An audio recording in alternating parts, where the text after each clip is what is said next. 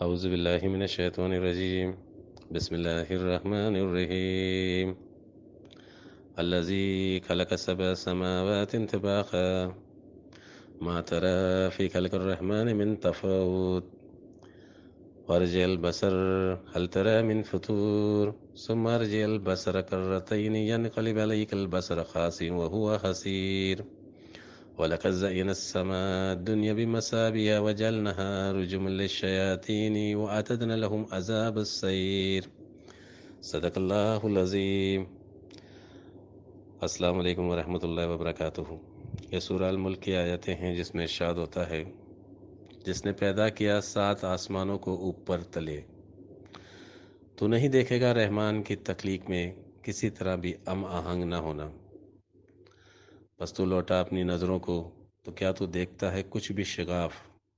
پھر تو لوٹا اپنی نظروں کو، دوبارہ تو پلٹ آئے گی تیری طرف یہ تیری بصارتیں تھکی ماندی، اس حال میں کہ وہ ناکام ہوگی۔ بے شک ہم نے سجایا ہے آسمانی دنیا کو چراغوں سے، اور ہم نے بنایا ان کو سنگسار کرنے کے ذرائع شیطانوں کے لیے، اور ہم نے تیار کیا ہے ان کے لیے بھڑکتی آگ کا عذاب۔ الذی خلق السبع سماوات طباقا، آسمان کے 7 طبقات۔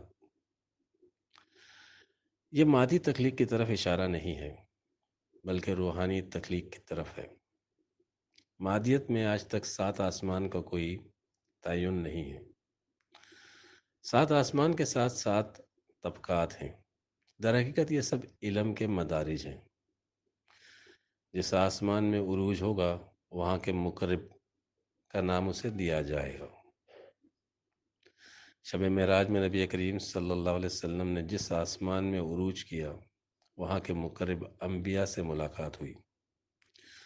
پہلے آسمان میں حضرت آدم علیہ السلام سے ملاقات ہوئی، دوسرے آسمان میں حضرت یحییٰ علیہ السلام سے، تیسرے آسمان میں حضرت یونس علیہ السلام سے، چوتھے میں حضرت عیسیٰ علیہ السلام سے، پانچویں آسمان میں حضرت یوسف علیہ السلام سے، چھٹے آسمان میں حضرت موسیٰ علیہ السلام سے، اور ساتویں آسمان میں حضرت ابراہیم علیہ السلام سے ملاقات ہوئی۔ یہ نام اور مقامات شعور کے لیے ہیں، اس لیے ایک آسمان میں کئی انبیاء کا ہونا بھی ثابت ہے۔ حضرت آدم علیہ السلام کے پاس پہلے آسمان کا علم تھا جسے علم الاسماء سے منسوب کیا گیا، یعنی اخلاقیات کا علم۔ دوسرے آسمان میں حقوق الوالدین کا علم ہے، اس لیے اس کو حقوق الوالدین کے نام سے منسوب کیا گیا۔ تیسرے آسمان میں حقوق العباد کا علم دیا گیا۔ چوتھے آسمان کا تعلق روح القدس سے ہے، یہاں حضرت عیسیٰ علیہ السلام سے ملاقات ہوتی ہے۔ پانچویں آسمان تعویل حدیث زمانہ، جہاں حضرت یوسف علیہ السلام سے ملاقات ہوتی ہے۔ اللہ نے یوسف علیہ السلام کو تعویل حدیث زمانہ کا علم دیا۔ چھٹے آسمان میں ید بیدا یعنی موسیٰ علیہ السلام کی کرامت، اور ساتویں آسمان میں ملکوت السماوات والارض، جہاں حضرت ابراہیم علیہ السلام سے ملاقات ہوئی۔ اسی طرح آپ نے سارے آسمانوں کی سیر کی اور وہ تمام علوم جو انبیاء کے پاس تھے ان کو حاصل کر کے آگے عرش معلیٰ تک پہنچے۔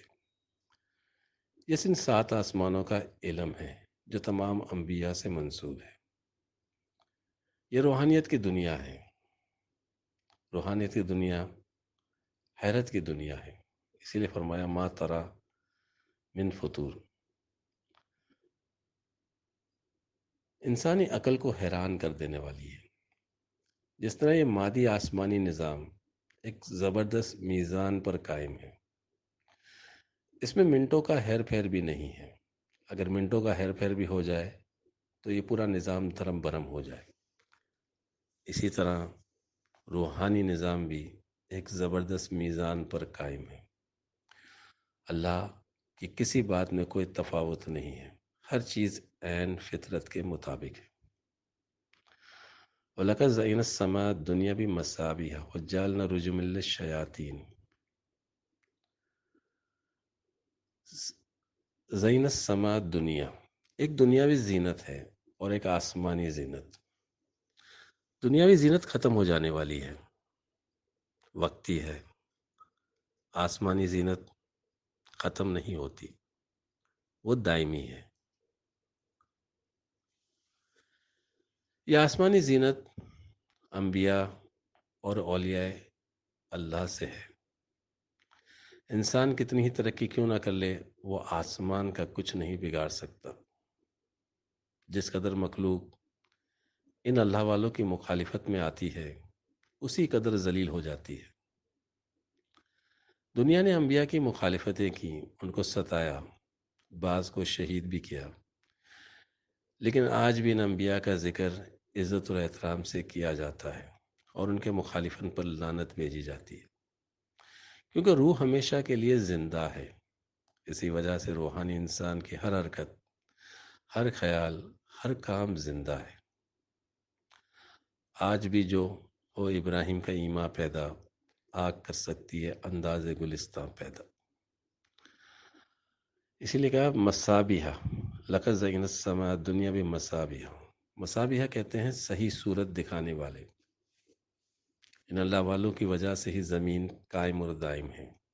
زمین کے شیطان، نمرود، فرعون، حامان، قارون جیسے مغرور سرکش طاغیوں کی ہلاکت ان اللہ والوں سے ٹکر لینے کی وجہ سے ہوتی ہے۔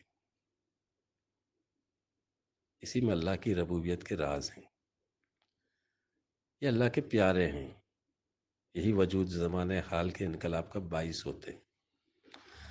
دوسرے وہ شیطان بھی ہوتے ہیں جو ان کے جانے کے بعد ان کی عزتوں کو خراب کرنے کی کوششیں کرتے ہیں، ان کی تعلیمات کو بدل دیتے ہیں، ان پر الزامات لگاتے ہیں، لیکن اللہ اپنے کلام سے ان کی عزت کراتا ہے۔ وہ مقامات ابدی کے حامل ہیں۔ رجم الشیاطین واعتدنا لهم عذاب السعیر۔ رجم الشیاطین سے مراد و نام نیاد مذہبی کاہن بھی ہیں جو حقیقی علم نہ رکھنے کے باوجود عالم بن بیٹھتے ہیں دنیا کو دھوکہ دینے کے لیے، یعنی اپنے زن سے لوگوں کو گمراہ کرنے والے۔ وہ مصابیح کی ضد ہیں۔ اس لیے حقیقی اللہ والوں کی آمد سے، حقیقی عالم کی آمد سے ان کی حقیقتیں واضح ہو جاتی ہیں اور ان کی چودراہٹیں ختم ہو جاتی ہیں، ان کی مہلتیں ختم ہو جاتی ہیں اور پھر ان پر عذاب کی کیفیتیں نازل ہوتی ہیں۔ تیری نگاہ میں ہے معجزات کی دنیا، میری نگاہ میں ہے حادثات کی دنیا۔ تخلیات کی دنیا غریب ہے، لیکن غریب تر ہے حیات و ممات کی دنیا۔ عجب نہیں کہ بدل دے اسے نگاہ تیری، بلا رہی ہے تجھے ممکنات کی دنیا۔ وآخر دعوانا الحمدللہ رب العالمین۔